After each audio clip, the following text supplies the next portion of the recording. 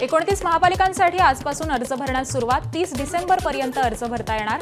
2 जानेवारीपर्यंत अर्ज मागे घेण्याची मुदत. 15 जानेवारीला मतदान तर 16 जानेवारीला निकाल जाहीर होणार.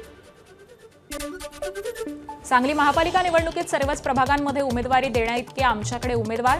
अजित पवारांच्या राष्ट्रवादीच्या स्थानिक नेत्यांचं अप्रत्यक्ष स्वतंत्र लढण्याचे संकेत. अजित पवार यांच्या राष्ट्रवादीकडे सांगली आणि कुपवाडमध्ये 153 इच्छुकांच्या मुलाखती.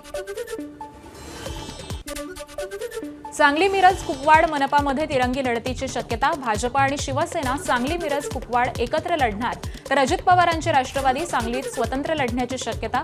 भाजप शिवसेना जागा वाटप आज निश्चित होण्याची शक्यता. पालिका निवडणूक प्रचारावरती आयकरची करडी नजर. आगामी महापालिका निवडणुकीच्या पार्श्वभूमीवर पैशांच्या गैरवापराला आळा घालण्यासाठी आयकर विभागाकडून नियंत्रण कक्ष स्थापन. राष्ट्रवादी काँग्रेस स्वबळावरती की युतीमध्ये मुंबई महापालिका निवडणूक लढवणार याबाबत आज घोषणा होण्याची शक्यता.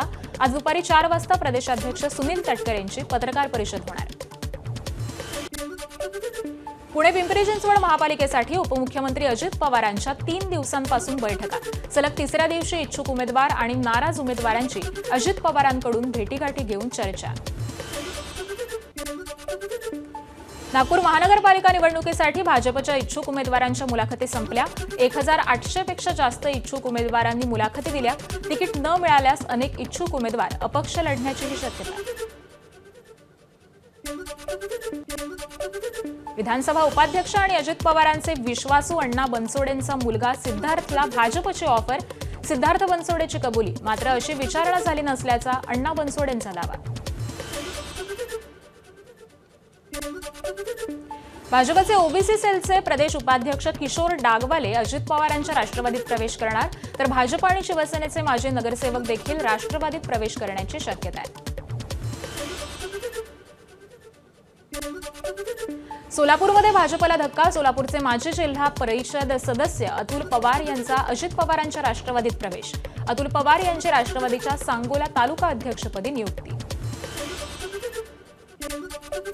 धुळे महानगरपालिका निवडणुकीच्या पार्श्वभूमीवरती पार पडली महायुतीची बैठक. मंत्री जयकुमार रावल, शिंदे सेनेच्या आमदार मंजुळा गावित यांच्यासह महायुतीच्या पदाधिकारी आणि कार्यकर्त्यांची उपस्थिती. जागा वाटपाबाबत 2 दिवसांमध्ये महायुतीचा निर्णय होण्याची माहिती. धाराशिव नगर परिषदेवरती भाजपची सत्ता येताच 117 कोटींच्या विकास कामांची स्थगिती उठली. नगर परिषद भाजपनं मिळवलेल्या घवघवीत यशानंतर दुसऱ्याच दिवशी राज्य सरकारनं स्थगिती उठवली. 59 रस्त्यांची आणि नाल्यांची कामं आता युद्ध पातळीवरती सुरू होणार. सोलापुरातील मोहोळ नगर परिषदेच्या 22 वर्षांच्या तरुण नगराध्यक्षा सिद्धी वस्त्रे यांनी घेतली उपमुख्यमंत्री अजित पवारांची भेट. मोहोळ नगर परिषदेत सिद्धी वस्त्रेंचा 170 मतांनी विजय. एबीपी माझा, उघडा डोळे बघा नीट.